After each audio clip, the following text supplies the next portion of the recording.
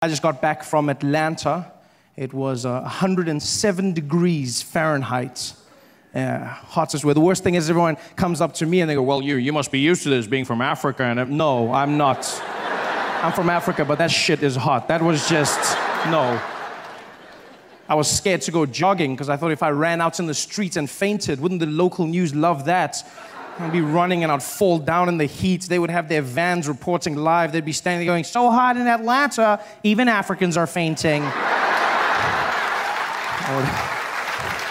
So I'm enjoying this. Really happy to be here, you know.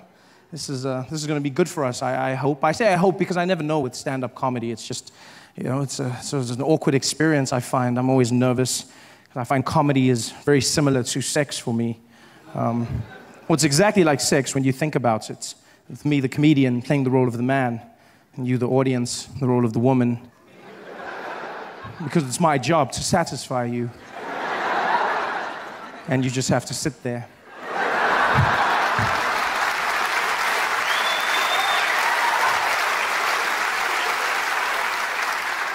And then, just like sex, my success or failure will somehow be determined by how much noise you make during my performance.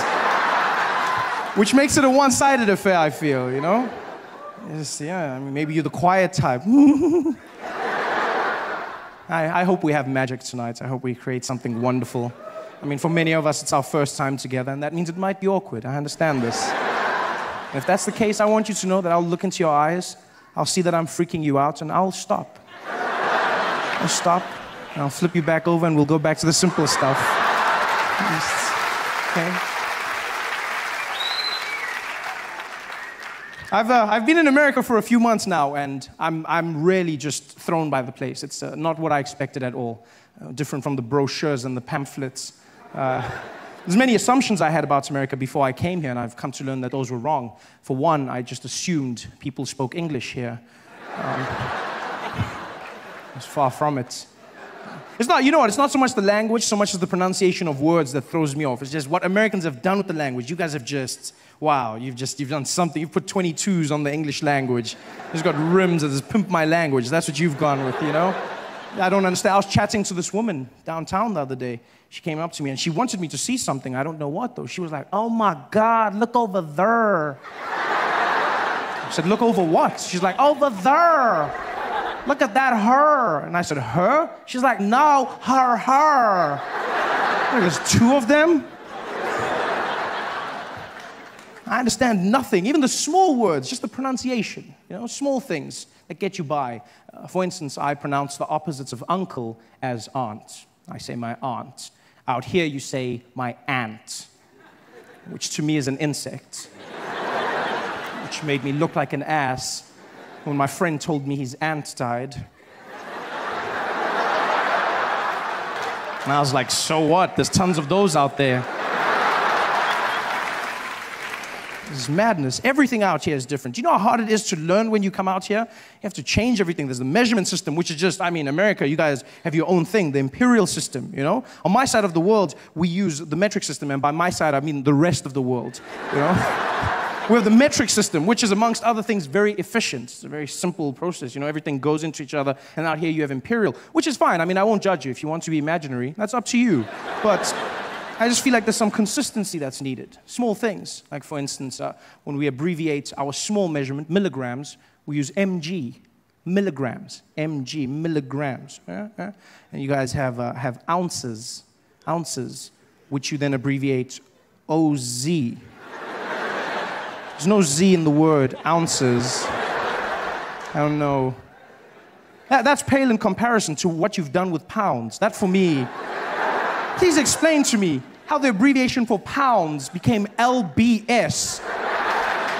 LB pounds. I look like the idiot walking into the store going, could I please have the 2 labs bag of sugar? Guy was like, you mean pounds? I said, I don't see the P, no, I don't. So, well, it means pounds. It's not LBS. A lot of bullshit. That's what it stands for.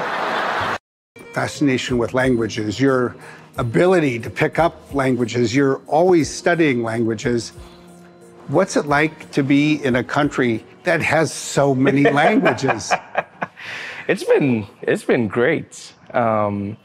I think what's been fun is realizing that a lot of people in India don't understand a lot of people in India when they speak Indian languages. So that's similar to South Africa. So I've enjoyed that. So what it does is it inspires you to then learn languages. You know, in many countries, because there's a dominant language and there is the idea of what the language is, if you don't speak it, you're an outlier. Mm-hmm. If you can't speak it, you're considered as not as smart or as inferior. And yet, in India, everybody is always under the impression that there is another language that they need to learn. And I like that. I think everyone should have that idea.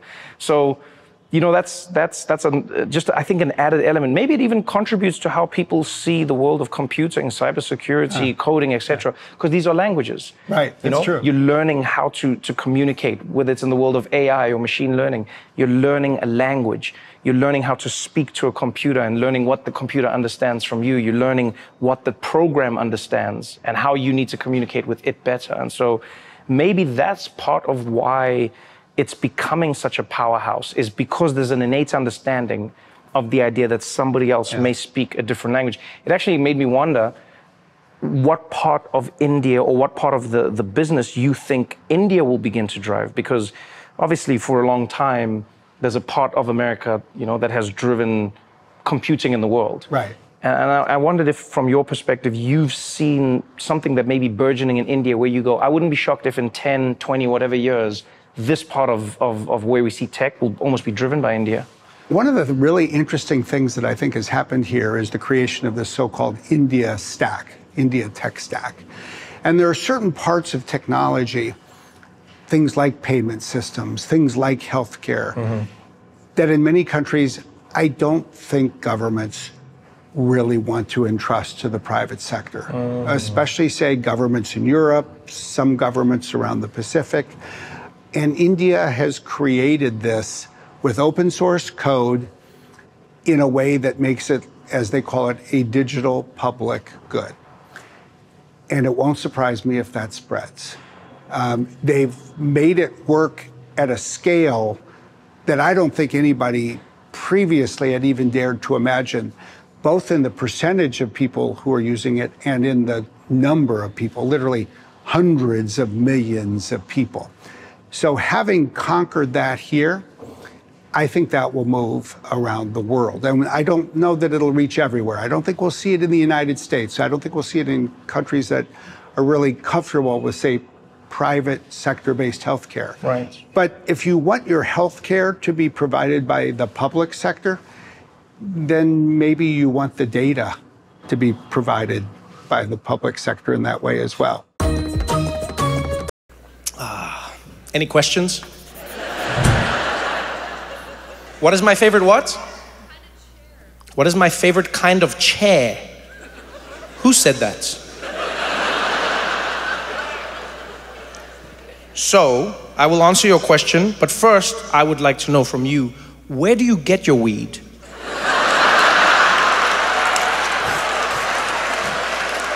That is one of the wildest questions any human being has ever asked me in my entire life.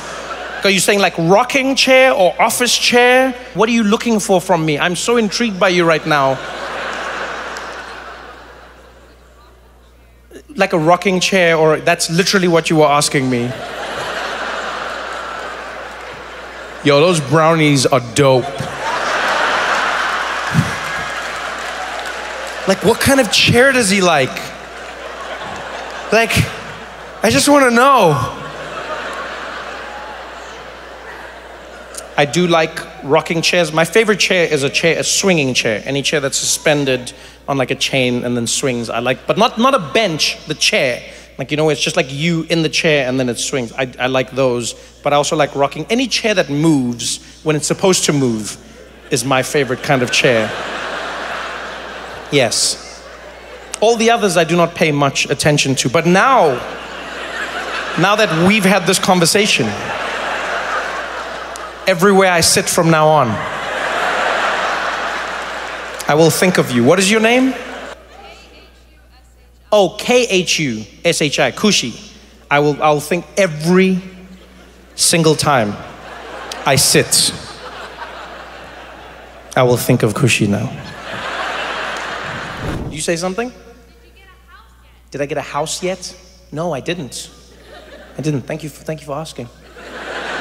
Thank you, I didn't. No, I sold my place a while ago thinking I would then move to another place, and then interest rates did a thing, and then people were like, we don't want to sell our houses. And I was like, but I sold mine. And they were like, well, that's your problem. And then I've been looking for houses ever since. It's weird, man. Looking for houses, you know what, like, it's like another market. Just the whole thing feels like scammy, you know? It just feels scammy. It's made me, I've been doing it for so long that I question everything now. Even the concept of home ownership. Because in America, like, the dream they'll sell you is they're like, you want to own your home. And you're like, why? And they're like, because this is your wealth. Because this is the financially savvy thing to do. But then when you look at the numbers, you're like, why does it feel like I pay more than if I rent? And they're like, yeah, don't worry about that. This is the better one. Because you buy, if you rent, you waste money. You pay every month. But if you own it, you pay every month. And when things break, you have to fix it. And you can never leave unless somebody wants to take it from you. But they don't. They do not. What's real estate like in Seattle? Is it, yeah, see, all of you are just like, yeah, good luck living anywhere. You'll sell me your house? I love how quickly you said that. You're like, I'll sell you my house. I'll sell you my house. That's the weird thing with real estate. You don't want anybody's house if they're selling it. No, nobody wants to sell a good house. That's the weird thing, like, right? Real estate is almost like relationships. You don't want someone if they're single. You're like, what's wrong with you? What's the deal? I'm single. Yeah, what's your problem? Huh? You got termites? Huh? Where is your house, ma'am? North Capitol Hill. Oh, you've got fans. Are you actually selling? Yeah. How quickly things changed. I showed a little interest and you started thinking about it. It's a weird one. Really, all of it is like, I just find it weird. You know? It's like, there's like an older generation that just bought the houses for nothing.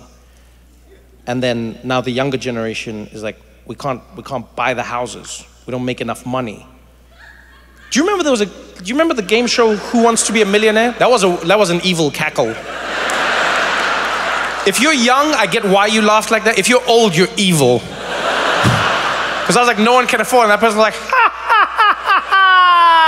My plan has worked. Screw you, Gen Z. People always give Gen Z shit for not wanting to work, but I'm like, but why would you want to work if there's nothing to work for? Do you know what I mean? Like, what's the point of like grinding away if there's literally nothing? Because before you'd be like, I work hard so that I can put a roof over this family's heads. And then now it's like, I work hard so that I can't do anything. How would you do it? Like, how old are you, sir? 14. You will never buy a house. It's finished for you. Is this your mom? You just have to wait for her to die. That's it. That's your only hope. Do you have any siblings? You've got one, old or younger? Younger. Oh yeah, so it's you. You're gonna be the first one. She looks like she loves you. She looks at you like she loves you. You realize in like 4 or 5 years, that look's gonna change. What's your name? Jack. Yeah, she's gonna be like, hit the road, Jack. And don't you come back. And then you're gonna have to go look for a house, Jack. You won't find one, Jack. And then your mom's gonna be like, I worked and I got this house, you can do it too, but you can't, Jack, she's lying to you.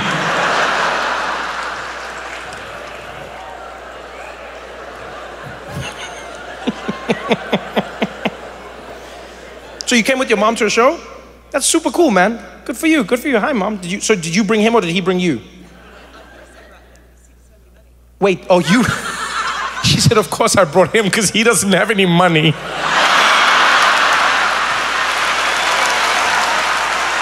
Damn, Jack, you got burned. I want to live in your house, Jack. You got a mom roasting you like that? Oh, man. Oh, damn, I can't imagine your life, Jack. Just walking around. People are like, oh, where's your house, Jack? She's like, oh, he doesn't have one. He lives with me, broke little bitch. No, it's good, Jack. It'll toughen you up. It'll toughen you up. Do you own the house, Mom? You do. Congratulations. So are you going to hand it down to them? Wow, she paused. Damn. Damn, Jack. She was like,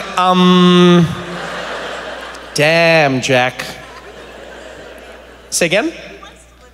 He wants to live in LA. Jack, you will not get a house, Jack. What are you not understanding, Jack? Why do you want to live in LA, Jack? You also want to live in San Francisco? Jack, do you ever go on Zillow and see what's happening in these places? Shit is real in these streets, Jack. You're like picking dream location. You know there used to be a game show called Who Wants to Be a Millionaire, Jack? And that game show was successful because people were like, if you're a millionaire, you can do things. You know why that game show doesn't exist anymore, Jack? Because a million doesn't do shit, Jack. Nothing, Jack. You want to live in San Francisco and LA? In a house, Jack? What are you going to do for a living, Jack? You want to play professional basketball? Okay, that's the right idea. That is the right idea, Jack. What position do you play? I don't know basketball very well. What would you play as? Point guard. All right, so that's passing and shooting. Okay, that's good. That's good. No, that's very good. As a white kid, you must know what you're going to be doing. It'll save you stress in the long run. Because there was a generation of white guys that really got caught off guard. You know, no pun intended, but they were like, I want to be the big man. And then Shaq was like, do you know? So are you really good? Oh, Mom says you're really good. Okay, she didn't roast you there, right? No, really. She was like, How long have you been playing for? That's a good question. A few years or many years? Since you were 2 years old. Okay, I believe in you, Jack. I believe in you. You go and you do your best. You crush it. I mean it. Go for it. Go for it. Go for it. Live your dream. What's the worst that can happen? Maybe you don't make it into the NBA. Maybe you play in another league. You play like in Europe. Some of the leagues are growing. Things are getting better, right? So you can play in other places. You can even come back. Look at Wembanyama. He got drafted. He wasn't even in like the lower leagues in America. So you can just come at any time. So don't let anybody tell you you can't follow your dreams. You can go. You can crush it in the NBA. And even if you don't worry. You still weren't going to get a house, Jack. So nothing changes, Jack. What do you love about India? I love many things about India. I went for the first time this year, and it was amazing. You know what I love about India is that it exceeds so many of the expectations that people have put on it unfairly. You know, people are like, oh, India, oh, it's really shit, and it smells everywhere, and it's like, no, there are parts of India that are not great. Many parts of India that are beautiful, developing, growing, some of the best food you will ever have in your life, some of the richest history you will engage in. India is phenomenal. I will say this, what I didn't love about India, because I wasn't prepared, is that I'll warn you, I'll tell you something no one told me before I went to India, and that is, any idea you have of your personal space, just let it go. Just let it go. Doesn't matter what country you're from, personal, just let it go. Relearn it. Yeah, because India truly makes you grapple with the idea of where do I begin and where does someone end. It's a spiritual place. I've never been to a country that is so packed in my entire life. It is packed in India. Like, we throw around 1.5 billion people. Oh, they've got 1 billion. No, they've got 1 billion and like 1 billion, like they've got 1.5 billion people. India's no joke. No joke. And it's everywhere. Everywhere. It's people everywhere. Cars everywhere. You've never seen traffic until you've gone to India. Like, here, people are like, oh, the traffic's really bad today. This wasn't traffic. This wasn't traffic, London. This still had hope. Yo, India's no joke. No joke. You just sit in the car, you don't move, nothing. You're just like there, and then a cow overtakes you. She's like, was that a cow? Yo, India's on another level. Everyone beeping. No one moves though. No one moves. I don't even know why the people are beeping. Everyone's just stationary like beep beep beep beep beep beep beep beep beep beep beep beep beep beep. It's so much honking that honking doesn't mean anything. It's just honk beep beep beep beep beep beep beep beep beep beep beep beep. Like if you cross the street, you get hit. Ah, beep beep beep beep beep beep beep beep beep beep beep beep. It's crazy. There's chaos. You're driving. We were on the highway. I'll never forget this. We're on the highway. Do you understand what a highway is? You know what a highway is? Yeah? The road where we all drive in the same direction. Someone made a U-turn. Highway. They made a U-turn and then just drove. The traffic wasn't really moving. And then they clearly were just like, well, I don't want to do this anymore. And they turned around and they drove against the traffic. We were in the car panicking. We're like, yo, what is he doing? And then the driver, he was like, he's going the other way. And we were there like, yeah, stupid us. I mean, of course he is. So sorry. India was wild. India was wild. Yo, if you know how to drive in India, you know how to drive anywhere. The cars are coming at you, all directions. The lines don't mean anything. Road markings mean nothing. Traffic lights are just a suggestion. I had to like re-traumatize myself with all of this. Like here in London, I'm the only idiot like crossing the street when it's red. Everyone looking at me like, what are you doing? The colors. I'm like, yeah, I was in India. India, those colors mean nothing. It's almost like they saw the lights in other countries and they came back and they're like, we have to build traffic lights. It's like, okay, what are they for? I don't know, but it makes the intersection diverse. What do they understand? Yo, India was wild. London, let me tell you something now. India was what I've never been in a place like India in my entire life. This is how close the cars were. This is how close. Right? The cars, everybody is playing a game of chicken. Everyone. Every car is an inch away from another car. Every single car, an inch away from the other car, an inch away from the other. Like everyone is almost touching, I didn't realize how close each car was until I was on a FaceTime with a friend of mine. He calls me, he's like, yo man, how's India, what's happening? We're chatting. And then he goes, oh well, at least you're making friends.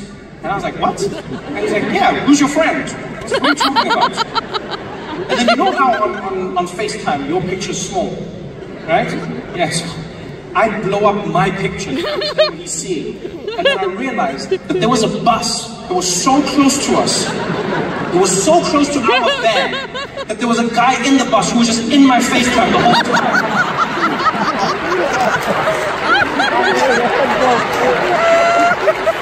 I've never seen anything like it. Yo, India is rock and roll, people. India is truly rock and roll. All space, personal. We were at the Taj Mahal. But the Taj Mahal, right? I'll never forget this. We're at the Taj Mahal. And it's one of the most beautiful places. If you ever get a chance, go see it. It is a wonder of the world. We're standing in a line because they have a ton of security in India at public places because of the terrorist attacks that happened years ago, right? Same thing in London and Paris, etc. And so in India, you'll stand in a line divided into men and women.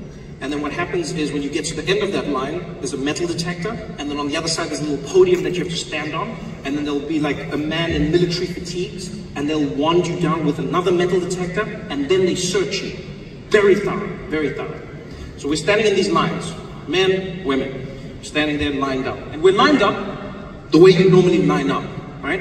And it's my friend, and then it's me, right? And I'm close enough to my friend that like I could whisper to him. He couldn't fall without touching me. Like it's general rules of engagement, right? And so we're moving forward. We get to the metal detector. In India, you have to stand in it and wait for a moment, and then you step through.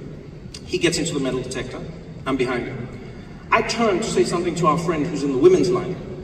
I turn back. There is now an Indian man who is in the gap that I didn't know existed. between me and my friend. My brain didn't understand what was going on. Because I turned and I came, now my friend was Indian, like in a second. You know, sometimes the human brain doesn't compute quickly enough. So I came back and I was like, what? And this guy wasn't even being a dick, by the way. He didn't like push in, he wasn't mean. It was like clearly a cultural shift. Like I was doing, he like took my space. He was like, there was so much space. Clearly this guy didn't want to be in it. And he just slid in there and he stood.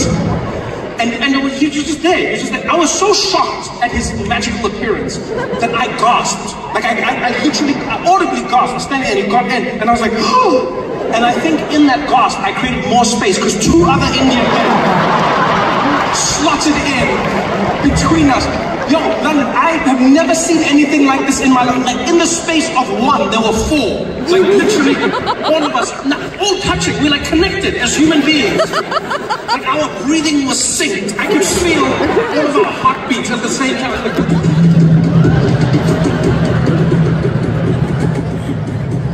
I've never been that close to other men in my entire life. Ever. If I was in Uganda, I would have been arrested. Let me tell you something. Choke. It was wild. Like, I could see why they didn't have a line for women. If there was a woman in that line with me, she would have been pregnant. There's nothing we could have done. It's like it would just be. You just get to the other side and be like, all right, what do we name it? Nice meeting you, nice meeting you. India was wild, so you're in the line. So now I don't want to get left behind again. I don't want more people, I don't want to lose my space. So my friend goes through, I'm waiting for each Indian guy to go through. Now I'm uptight. I'm like, I'm not losing anything. I'm like holding on. I'm holding on. I get into the metal detector, get out on the other side. And you climb up on these little stairs onto the podium, and then the guy warns me down, and then he starts searching me. And when I say searching me, I mean searching. Not this like play thing that our security does on this side of the world. You know, like here when they pat you down, they just do that. Like this, you know, it's like that. No. In India, when they search you, they squeeze every part of your body. They squeeze it. That starts at your shoes, pressing down. I'm like, what kind of gun could fit above my toes? Squeeze it, comes up, squeeze the ankle, started coming up my calf, squeezing every inch of me. So I was like, if I have a gun or cancer, this man will find it. Squeeze all the way. And then I was fine until he got above my knee. I was like, okay, now it's a little, do you know what I mean? Because like everything below the knee is business, and then above the knee, I mean, you start catching feelings. Do you know what I'm saying? Yeah, because like he's like squeezing, and he starts coming up my leg, and I'm a little ticklish, and I'm like, whoa. Like he's squeezing me like even like a close lover hasn't squeezed me. Coming up my thigh. There was a point where my penis was like, yo, what's going on here, man? What's happening? I was like, no, it's not what you think. It's not what you think. He's like, what are you doing? I thought you were going to the Taj Mahal. I was like, I am in the Taj Mahal. Are you doing this without me, Trevor? I was like, I swear to God, I'm not. I'm coming out. Like, you don't come out now. Don't come out now. This has nothing to do with you. Don't come out now. I promise it's not what you think. I'm like, okay, but I feel like it's happening. It's not happening. It's not happening. This guy's squeezing my leg. He's coming up my leg. Always squeezing. And then he comes up my thigh. And then at some point his hand is in this crack here, like in this, you know what I'm saying, like deep in there, he's like up there, and he's cradling all of it, so holding me tight, and you know like the gap, like just before the business begins, you know what I mean? And he's in there and he's holding my leg, and I'll never forget this moment, never till I die. He's holding my leg and he looks up at me.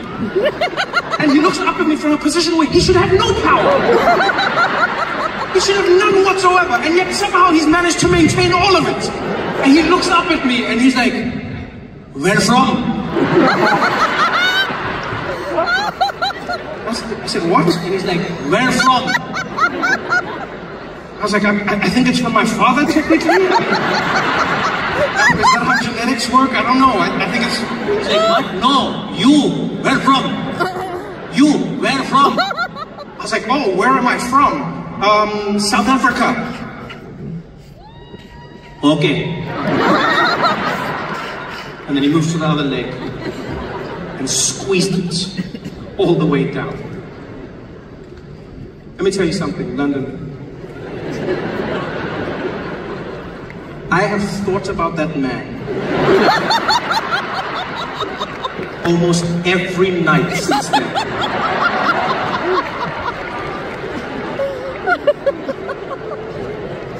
The way he touched me, the way he talked to me, the question, like, why that question? Why then? And I was like, was there a wrong answer? Like, was South Africa the only reason? Like I keep thinking, I'm like, was I this good? Like, I always imagine him just like coming up my leg and getting, he's like, where from? Where from? And like, I was like, Pakistan, he'd be like, ah! Come in, London, you guys have been so much fun tonight. Thank you for coming out. I had such a great time with all of you. Thank you for being here. Thank you for coming out again. Good night, y'all. Did you have fun? Oh, this is amazing. Thank you for coming with me. I'm glad to be here, man. This was my dream. My dream was to come to America, you know, not for a job or money or anything. I've got a great life back home. I always came here because I wanted one thing, and that is I always wanted to be black. I grew up in South Africa during a time known as apartheid. And for those who don't know, apartheid was a law in the country that made it illegal for black and white people to mix, which was awkward for me because I grew up in a mixed family. Well, with me being the mixed one in the family. My mother's a black woman, South African, and my father's Swiss, from Switzerland. So he was a white man. And, well, he still is. It's not like he changed. I say that like through hard work and determination, he became black. No, that did not happen. And sir, you're fine. I see the white guy going, is that part? No, it's not possible. You are fine, sir. He's still very white, very white. And so they got together, my parents, black mom, white dad, which was against the law, but they didn't care. They were mavericks, you know? Yeah, my mom was like, woo, I don't care. I want a white man, woo. And my dad was also, well, you know how the Swiss love chocolate, you know? So he was just, he was in there. And so they got together, and they had me, which was illegal. So I was born a crime. Which is something they never thought through, because as a family, we didn't live together normally. Like in the streets, my father had to walk on the other side of the road, and he could just wave at me from far, like a creepy pedophile. So my mom could walk with me, but if the police showed up, she'd have to let go and act like I wasn't hers every time. Be like, woo! Like, it's not mine, it's not mine. Felt like a bag of weed. And one fateful day, you know, because I was never given a race, I was never called black, never called white, I had the privilege of meeting an American, and he said to me, well, you know, Trevor, it's funny you say that, because if you come out to America, they'll label you as black. I said, really? He said, hell yeah. Everybody's black out there. I was like, well, I want to be black. Yeah. I bought myself a plane ticket because I found out it's true. Mixed race people are categorized as black in America. Yeah, the only catch is you have to be successful first. Before that, they call you mixed, achieve success, and you get upgraded to black. All the famous mixed people have done it. Singers like Alicia Keys and Mariah Carey, mixed, but they say black, right? Tiger Woods, mixed, but they say black golfer. The most famous mixed person on the planet, Barack Obama, mixed, half and half, but you say your first black president. When he was running, he was the mixed candidate. Now it seems obvious. People are like, yeah, he won. Back then, nobody believed he would win. I remember comedians dissing him. They'd come up and be like, how many of y'all seen that mixed race fool running for president? Y'all seen that crazy-ass mixed fool? How some mixed fool gonna come in? Even a black man can't win. This mixed fool thing gonna win. He gonna win. Ain't no mixed fool. I ain't seen no mixed fool coming out here winning in the United States. That mixed fool, that mixed fool. And then he won, and all of a sudden they were like, my. So I see. And I wanted black. So I bought myself a plane ticket. Yeah, 18 hours of flying. That's what I had to sit through. 18 hours of non-stop flying. I didn't sleep a wink. I sat on that plane and I watched every single black American movie and TV show I could find just so I could practice being black. I was not gonna mess up that black opportunity. I just sat there like a madman in my chair, just like watching movies, practicing. Yeah, yeah, you know what I mean? You know what I mean? Yeah, yeah. Oh, you laugh, but I landed in Miami and I was fluent in my black American. For shizzle my nizzle. I was just, yeah. I was so black. I was even laughing black. I was like, ha, ha, ha. Yeah, my man. I was super black. Till some guy came up to me and was like, oh yeah, papi. Ya llegamos, eh? 18 hours of flying and I still wasn't black. I was Puerto Rican.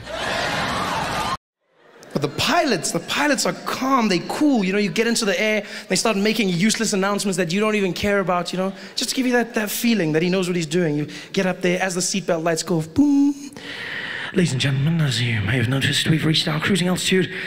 Currently sitting at 23,000 feet above sea level, cruising at about 720 kilometers an hour in this Boeing 737, one of our favorite planes in the Starflight Alliance fleet. It's a beautiful sunny day up here. We might encounter a few bumps, but nothing too hectic. The cabin crew will be taking care of you. In the front, we've got Esmeralda and Jonathan. In the rear, Simon, Dupitseng, and Ferrer. I'll be taking care of you. And if you need anything, don't hesitate to call. I'll let you know once we've begun our descent. Until then, please enjoy your flight. Thank you. Dun dun. You're like, oh yeah, pilot. Yo, my guy, pilot.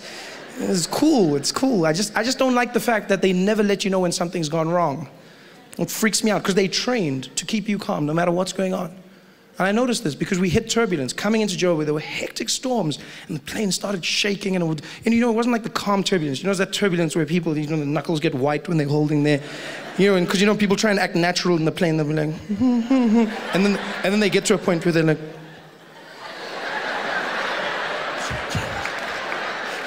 you know, when that point comes, and like everyone is panicking, except the air hostesses. They're amazing. I love how they do it, you know? Like you'll hit the turbulence, and be like, things are falling, the bags are hitting the sides of the compartments, people are panicking, and except they just move through naturally. It's freaky. It's almost like their lower half is not connected to the upper body, because they'll just carry on, and they'll be like, yes, you guys, would you guys like some coffee? Yeah, okay. There you go. Be careful, it's hot. Thank you. Right then. Anything for you, sir? Yeah, okay. Okay then, just pass me a apple juice. All right, thank you very much. There you go. Would you like some ice? No ice, thank you.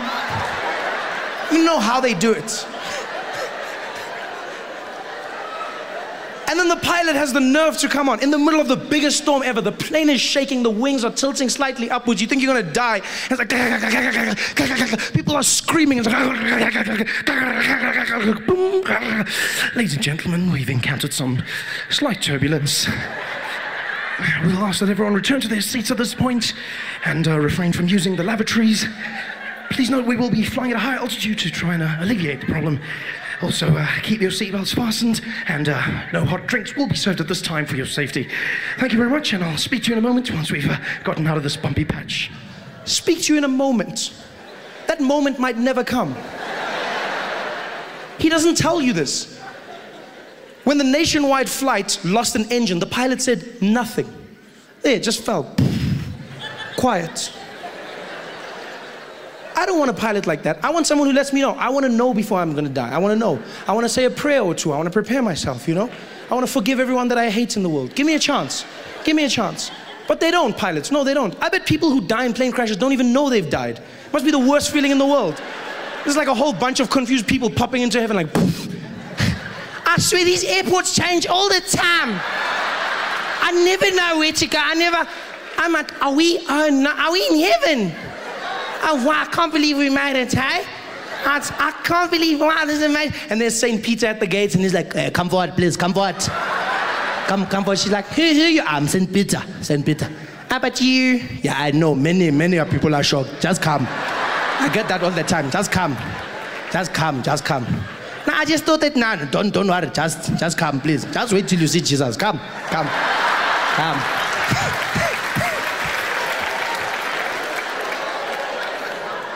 I don't want that. I want someone to let me know when I'm gonna die. Like taxi drivers. There's no person who dies in a taxi not knowing that they've died. Just before the crash, taxi driver will be like, yo! People walking into heaven like, yo, dead. Dead. Yeah, no, Shonile, we're dead. Gone. Ay. They know. Sometimes they survive the crash, but they still think they did. They're walking on the pavement, dead. You're dead.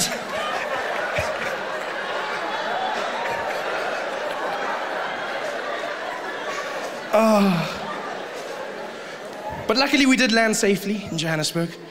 We landed safely and everyone clapped when the plane landed. Yay! Clapped and walked into the airport terminal building. And that's the point when you realize you're back in South Africa. When you're flying, it's international. And then when you land at any of our airports, And if you listen carefully, you realize that you're back. Like South Africa, once again, the world went there. Then we were like, no, go ahead. Yeah, we'll find just that side. Because all over the world, they conform to a norm, and that is in airports, women make announcements. It's always a woman, always. And she's always calm, always monotone. Always come over that system. She sits in a room quietly. They bring her the pages one by one. You can be in Heathrow, for instance. You'll hear that woman come on the system. Doom, doom. Attention all passengers. Please note this is an airport announcement. No passengers are permitted to leave any items unattended, as this may be seen as a security risk. Any unattended luggage will be removed by security and destroyed. Thank you. Dun, dun. Everywhere in the world, even if you go to like non-English speaking countries, they still conform to that norm. You know, you go to places like China where you wouldn't expect it, you know. You think, I see some of you probably think they'll be like, no, don't even laugh, that's racist, don't even laugh. No, that's racist, you don't even laugh. But they're not.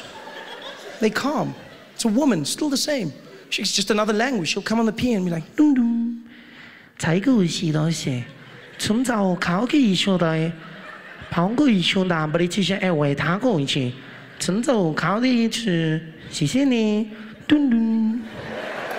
And you know they've conformed. And then you land in South Africa. And you know you've landed. You know that you're back home when you walk into the airport terminal building. You walk in, and I don't even know if they audition the people who do it. No. It's almost like whoever's closest to the mic gets to do it first, you know? It's the craziest thing. Luckily, 99% of the time it's a woman, but she'll come on. It's the craziest thing ever. As you walk in, she'll come and be like, dum dum. Attention all passengers. Attention all passengers. Hello. Hello, I'm talking to you. Hello. Yeah, all the people is landcooler.com. The plane is delayed. The plane was going on 2, it's going on 3. Yeah, all the people must just take a ticket for that one. You're going to have a problem, nah? Just take on that. If your ticket says 2, then it's going to be 3, nah? Then you mustn't complain when the plane is not there, because then I need to tell you now, then you must just phone the people that are coming to pick you up, must tell them, yo, I think my plane is changed. It's not. And then they start speaking to people in the background. They don't even turn off their mic. All they must just tell the people they are.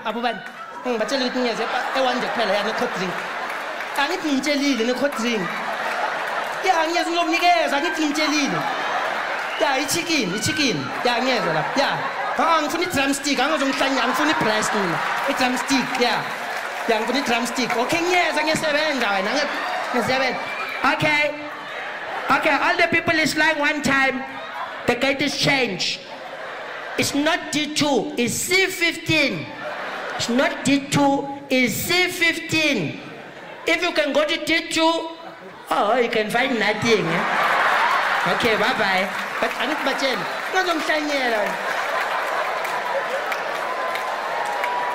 Hey there, thanks for watching. Now, all I need you to do is click on that little circle on your screen. Yeah, that one. Oh, yeah, just like that. Hold on. Yeah, click. Nice. White people have a very different relationship with the police. I was trying to explain this to my friend Dave. You know, when we're hanging out, he's like, dude, what is it with black people and police? I'm like, it's not that black people don't like the police or hate the police. It's just that we have a tumultuous history with the police. One day we were driving.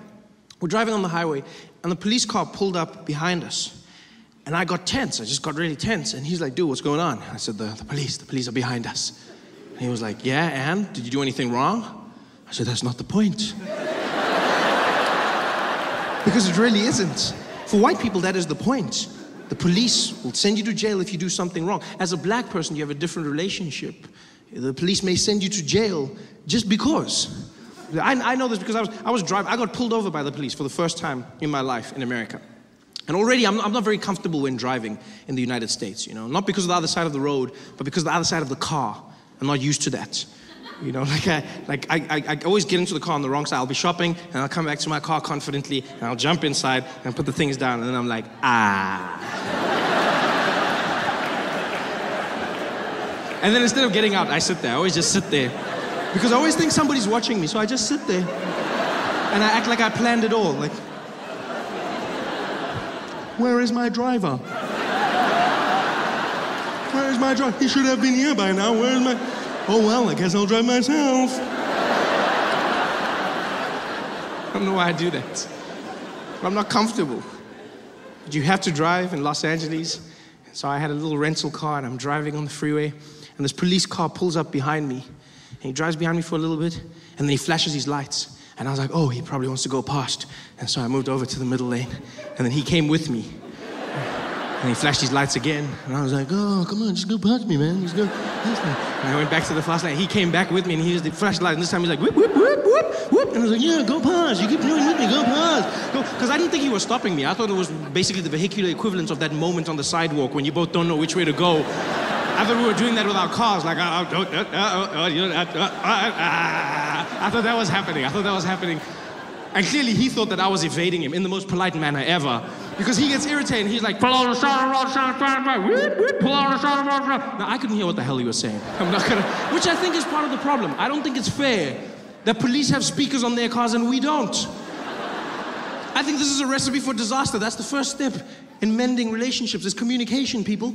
I don't know what the hell that guy was saying, but I couldn't tell him. He was like, pull on the side of the road, if I had a speaker, I would have had the ability to be like, sir, I cannot hear what you're saying. Enunciate your words, please. Enunciate your words. Speak clearly. I said, pull on the side of the road, No, use your words, buddy. Use your words. Talk to me. Talk to me, what do you need? Pull over, pull over. I'll be like, okay, I will be pulling over right now, thank you very much. Like, it would be more effective, but I didn't know, so I'm then, he's like, pull over, I'm like, I don't know what the hell you want to, I'm like, what are you talking about? He's like, pull over, and I panicked, and so I stopped. I pulled over right there where I was on the freeway, which apparently you're not supposed to do. I didn't know this, because I just know that police tell me to do something, I do it. So he said, pull over, and then I stopped, and then he was like, don't pull over there. Then I was like, well, you should have been more specific. You can't tell me to pull over, and then tell me to not pull over. You should have said pull over at a time that is more appropriate. You can't just tell. Now I'm panicking. He's like, get back into the road. I'm like, this guy does not know what he wants. I'm going back. Now I'm back in the road, and then he's like, take the next exit, and now we're driving, and now he's guiding me along. It's like I had a really angry GPS. It was the weirdest thing ever. And so like he's driving me like, make a right at the lights, make a right. It's like I chose angry cop on my ways. That's what it felt like. He's like, turn left. Oh, no, I said left, turn left. No, recalculating. When it is safe, Mickey. Good times, man. Good times in South Africa. We're back. I've been gone for 2 years. What the hell have you people done with the place? What on earth have you done with the place? Shit is upside down. Julius is skinny, people. Don't laugh. What happened to my juju? What happened to my juju? I felt like a mom seeing her child skinny. Oh, Julius, and then? What happened? Did they take your land and your stomach? Oh no, my baby. Guys, what happened to Julius Malema? When I saw him, I honestly didn't know who it was. I saw this young, slender guy, thin face, but the same voice. We are going, now the voice doesn't match the face anymore. It's almost like he's a ventriloquist of himself. We are going to fight, keep fighting. He's super skinny now, man. Like I'm waiting for him to be on the cover of Men's Health magazine, telling us how he lost the weight. Julius posing with a six-pack. They have one of those sexual headlines, how to EFF your lady right. 10 steps to get a body like Juju. There he is selling DVDs, making money, struggle aerobics. You can be just like me. I don't even think Julius knew that this was going to be his life. I mean, you know, starting in the ANC is a position that is powerful. You're at the top, you know, at the top of the food chain. As soon as you switch to an opposition party, you have to fight. You spend all of your time fighting. Julius wasn't ready for that. He didn't even realize how riled up his supporters were. Every day he was there. The EFF is going to fight. Are you ready? We're ready. What do you want to do? We want to march. Yes. Where are we marching to? To Pretoria. Whoa, whoa, whoa, whoa, whoa. Why don't we get a Uber, guys? Yeah. Pretoria. Yeah. What a stressful life. Poor Julius, man. From tender to slender.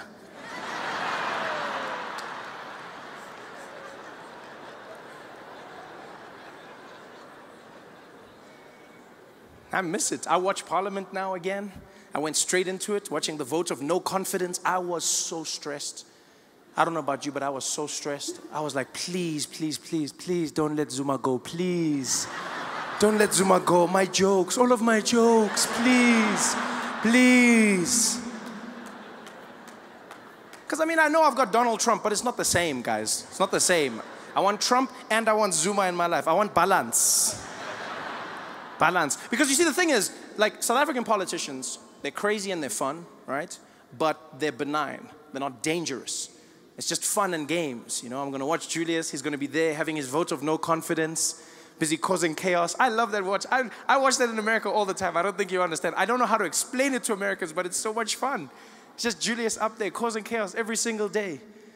We are here today again. We are going to vote out a criminal. Guys are there. Out of air. Point of order. Point of order.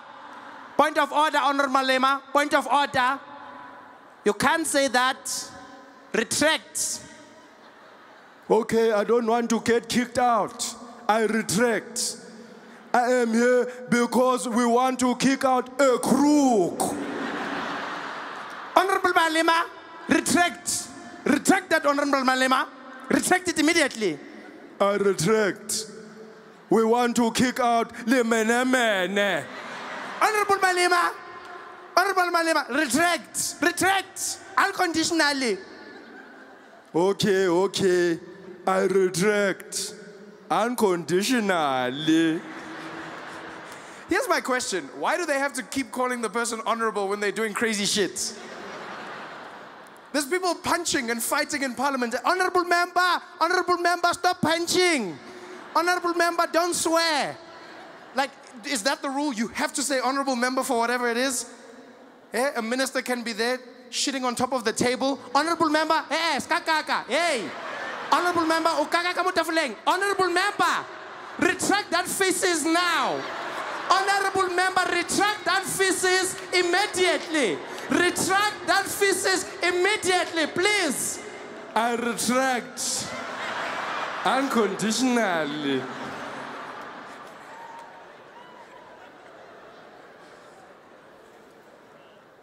I miss it so much. I enjoy it so much. You know?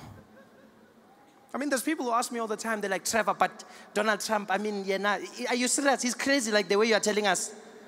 You know, people say that to me all the time. And by the way, can I just say, I appreciate every single one of you that watches The Daily Show in South Africa. I appreciate that. You're one of the biggest parts of my success. People didn't believe it. People didn't expect it.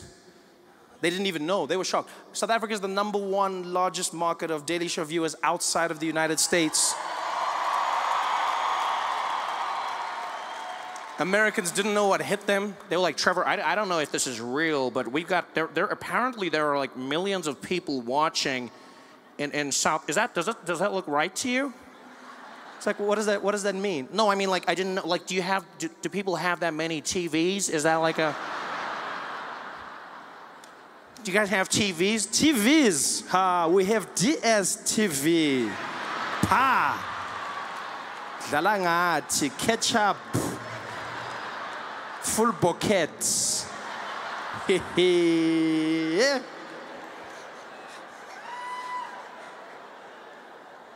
You don't understand how many stupid questions I still get people asking me. Trevor, so like coming from Africa, is it different for you? Is it like totally different? Have you guys got like animals in the streets running around? I'm like, guys, we don't have animals. Come on, man. What do you take us for? And then a few weeks after I had that fight, South Africa, you guys come and hold me back. Just after I fought with people telling them there's no animals in the streets, I see a headline from the Sunday Times. Zebra blocking traffic on N1 highway. Now I have to go back. Okay, you see, sometimes, but not always, sometimes, there's the animals. Hey there, thanks for watching. Now, all I need you to do is click on that little circle on your screen. Yeah, that one. Oh, yeah, just like that. Hold on. Yeah, click. Nice.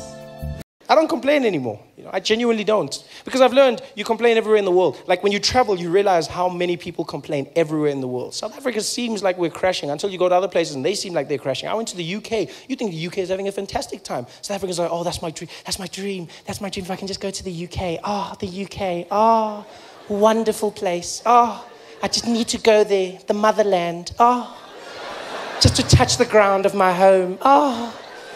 So it's not that great. People in the UK are suffering. They're having their own poverty. Old people are dying because they can't put in their heaters during the winter. This is what's happening in the UK, the Great Britain. People are suffering all over the world. In America, they're complaining. They're going, there's racism at the highest level, segregation, black people being shot by police. People are complaining everywhere. I go, we have our problems. At least I understand them. At least I understand. I don't complain, you know. I'm not saying people shouldn't complain. People will complain. People, like white people will always complain. We know this, you know. No, and this is because white people are good at complaining. You have it in your blood. You see it from white people. Like when they're born, they have it. Like white babies don't cry the same. Other babies are crying like, White babies are like, why? Why? Why? Why?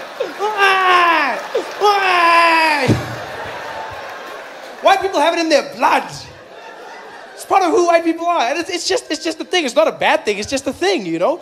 White people are so good at complaining. They've got different techniques of complaining. It's not just one style of complaining. Some of them will complain on Facebook. You know, some of them will complain on 702. My favorite type of complaining white people do is the silent complaint. That's my favorite. The silent breathing complaint. That's the best one ever. Yeah. Where they just breathe out really hard. I love that. You see them everywhere just doing that.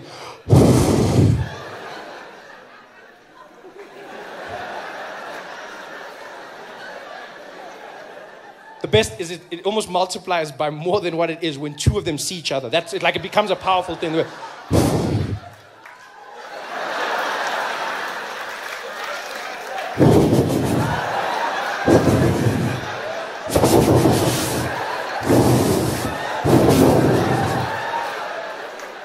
don't even understand what that is. Why do you breathe out your anger? That's all white people. That's why Cape Town is so windy. It's just so many white people at the same time.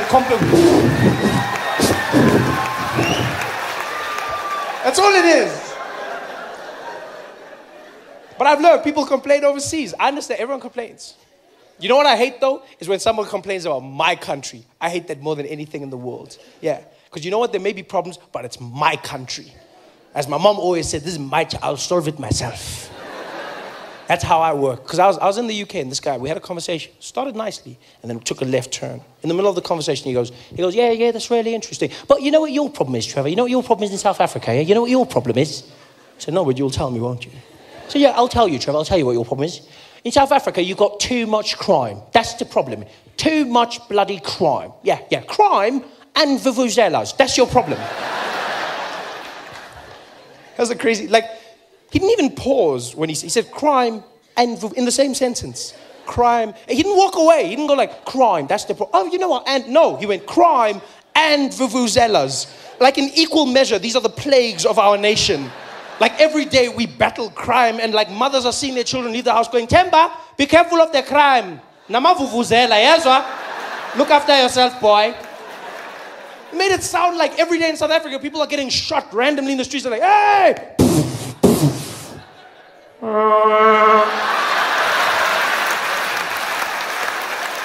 Crime and really? And vuvuzelas? When the hell did the vuvuzela become the most hated instrument in the world?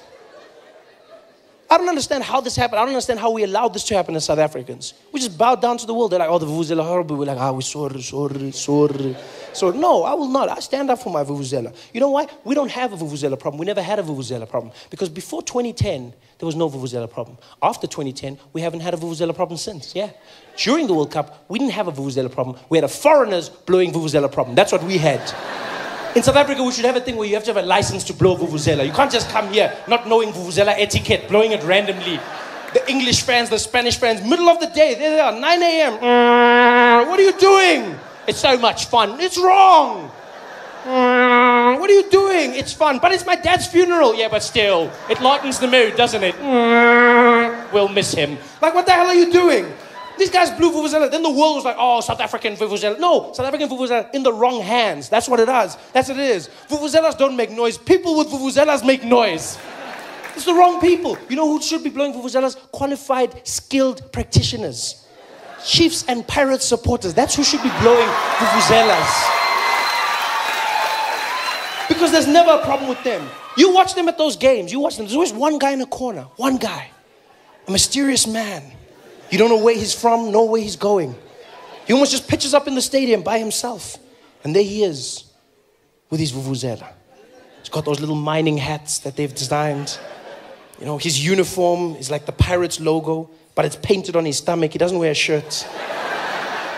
And you know those stomachs that are hard, but it doesn't look fat. It looks like it's full of confidence. And those guys stand there and they blow their vuvuzelas in the corner by themselves. It is the sexiest thing you've ever seen. That vuvuzela will speak to you. That guy's just there in the corner.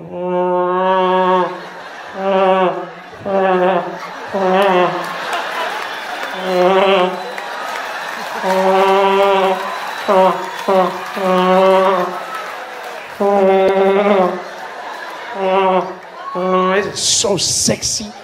You watch that guy standing there looking like a Zulu Kenny G. Just, oh.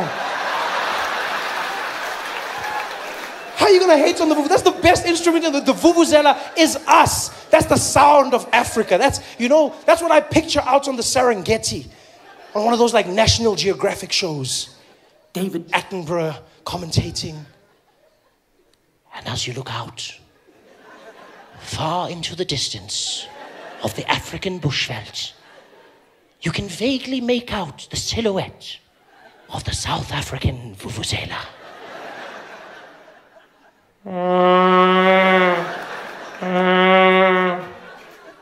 The male vuvuzela is a stunning creature. And it is mating season now. He has roamed for kilometers searching for the perfect mate.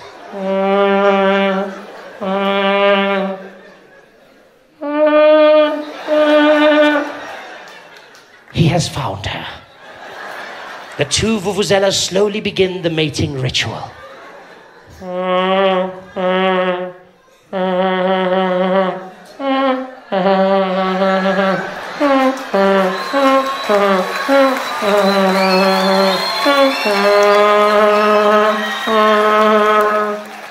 The female is impressed. She assumes the position as the male slowly mounts her and they begin procreation.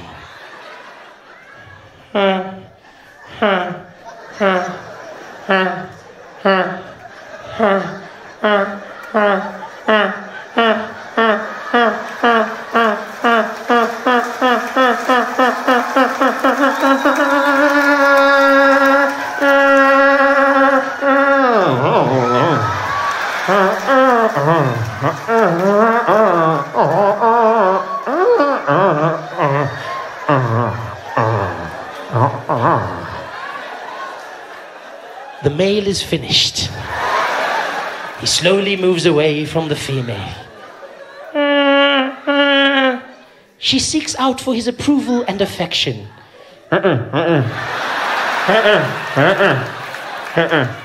He just wants to sleep. How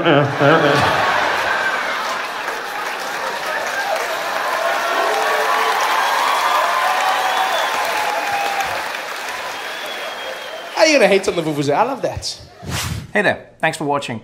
Now, all I need you to do is click on that little circle on your screen. Yeah, that one. Oh, yeah, just like that. Hold on.